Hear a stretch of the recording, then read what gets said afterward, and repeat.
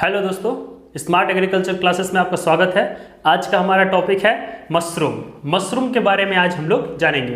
तो जैसा कि हमारे छत्तीसगढ़ मध्य प्रदेश में मशरूम को कुकुरमुत्ता, छाती, पिहरी, फुट्टू इन सभी नामों से जानते हैं हम लोग। खुखड़ी के भी नाम से इसको ही हम जानते हैं।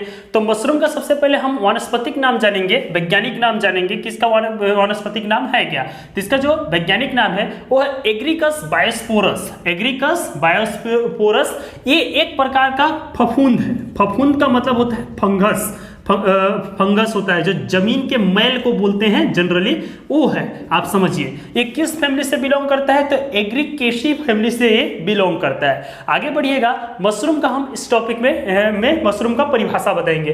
तो मशरूम का परिभाषा होता है वर्षा ऋतु में मिट्टी में से अपने आप छतरीनुमा आकार के सफेद, लाल, पीले और भूरे विभिन्न रंग के फफूंद स्वतः उगाते हैं। यही आपका मशरूम है। मतलब कहने का सेंस ये है, आप बरसात के दिनों में जमीन में देखिएगा, मिट्टी में देखिएगा या वनस्पति के अवशेष जहां पर रहते हैं, पेड़ पौधे रहते हैं, वहां पर आप देखिएगा तो अपने आप एक छतरीनुमा आकार के कुछ संरचने आपको ऐसे दिखाई देंगे। कोई सफेद कलर का, कोई लाल कलर का, कोई नीला कलर का, कोई भूरा कलर का, जिसको कोई भी मनुष्य बोया नहीं रहता है, वो अपने आप जमीन में निकला रहता है। तो उसी को हम लोग क्या बोलते हैं, मशरूम। जनरली इसको जमीन का मैल के नाम से भी जाना जाता है। जो जमीन की गंदगी रहती है, पानी जब आता है तो आपस में आसपास में जितने भी गंदगी रहती है, फफूंद जो रहता है, वो बह करके एक स्थान में इकट्ठा हो जाता है। जहां पर इकट्ठा होता है, जहां पर पानी जमता है, उसी स्थान पर मशरूम उगते हैं। तो बरसात के दिनों में जो छतरीनुमा आकार के रहते हैं, उसी को हम लोग क्या बोलते हैं, मशरूम।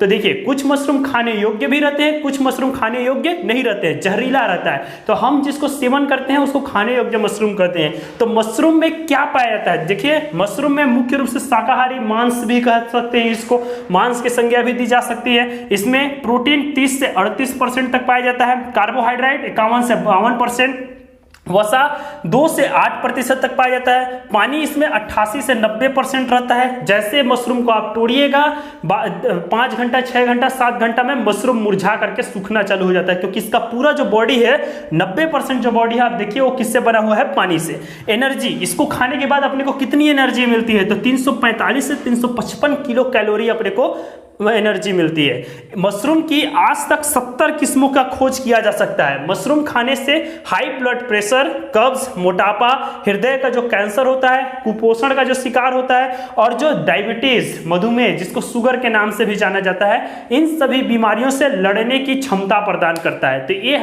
मशरूम का गुण है, न्यूट्रिएंट वैल्यू है। आगे बढ़िएगा, मशरूम कितने प्रकार के पाए जाते हैं, तो हमारे भारत में मशरूम लगभग 6 प्रकार के पाए जाते हैं। सबसे पहला जो मशरूम है उसको बोलते हैं श्वेत बटन मशरूम। श्वेत मतलब सफेद, सफेद को अंग्रेजी में बोलते हैं व्हाइट। व्हाइट बटन मशरूम के नाम से ये जाना जाता है। तो व्हाइट बटन मशरूम जो मार्केट में आप लोग खाते हैं, 50 रुपए का एक पाव सफेद सफेद कलर का जो मिलता है, उसी मशरूम को हम बोलते हैं। ये जो मशरूम होता है, इसको बनाने के लिए कंपोस्ट की आवश्यकता पड़ती है। अब कंपोस्ट का मतलब आपको हम बताते हैं कि कंपोस्ट किसको बोलते हैं। कंपोस्ट का मतलब होता है आसपास का कूड़ा करकट, गोबर, गाय का यूरिन, किचन वेस्ट मटेरियल, इन सभी को सड़ाने के बाद जो खाद बनता है, उस खाद को हम लोग क्या बोलते हैं, कंपोस्ट खाद। तो इस मशरूम की उत्पत्ति कहां पर होती है, कंपोस्ट खाद के ऊपर होती है, उसी को हम लोग बोलते हैं व्हाइट बटन मशरूम। ये लगभग मार्केट में 300 से 400 रुपए केजी के हिसाब से बिकता है। दूसरा जो मशरूम है, उस मशरूम का नाम है ऑयस्टर मशरूम। ऑयस्टर मशरूम जो होता है, इसका पकोड़ा बनाते हैं, सब्जी बनाते हैं, इन सभी कार्य में इसका प्रयोग किया जाता है। तो देखिए, ऑयस्टर मशरूम मुख्य रूप से गेहूं के भूसे में बनाया जाता है। जो गेहूं का स्ट्रॉ रहता है, भूसा रहता है, उसमें ऑयस्टर मशरूम को बनाया जाता है। इसमें क्या करते हैं, ऑयस्टर मशरूम के लिए गेहूं के भूसे को हम लोग एक मीडियम मानते हैं। सर्वप्रथम इसको पानी में उबालते हैं, बावास्टिन फंगिसाइड डालते हैं, फिर उसमें मशरूम का बीजा डालते हैं, उसके बाद वो बन जाता है। मशरूम बनाने की विधि, यानी मशरूम की जो खेती होती है, उस खेती को मैं आगे वीडियो में आपको बताऊंगा। धान का पैरा मशरूम, यानी जो धान का पैरा रहता है उसमें जो मशरूम उगता है, उसे हम लोग क्या बोलते हैं, धान का पैरा मशरूम। ये जो मशरूम है, इसका जो खोज है 1943 में कोयम्बटूर कृषि विश्वविद्यालय में किया गया था। सीओ कोयम्बटूर, जिसको तमिलनाडु की राजधानी बोला जाता है, वहां से इसकी उत्पत्ति हुई थी। आगे बढ़िएगा, व्हाइट बटन मशरूम यानी सफेद बटन मशरूम के नाम से इसको जानते हैं। ये श्वेत बटन मशरूम, दोनों अलग अलग हैं। तो ये जो व्हाइट बटन मशरूम मशरूम है जिसका इंग्लिश में लिखा गया है, इसकी उत्पत्ति कहाँ हुई है? चीन में। ये भी कैसा रहेगा? सफेद रंग का रहेगा, लेकिन इसकी जो हाइट है वो थोड़ी कम रहती है, इस शेप में रहती है। और ये जो चीन वाली की जो है इसकी हाइट लंबी रहती है और पतली रहती है।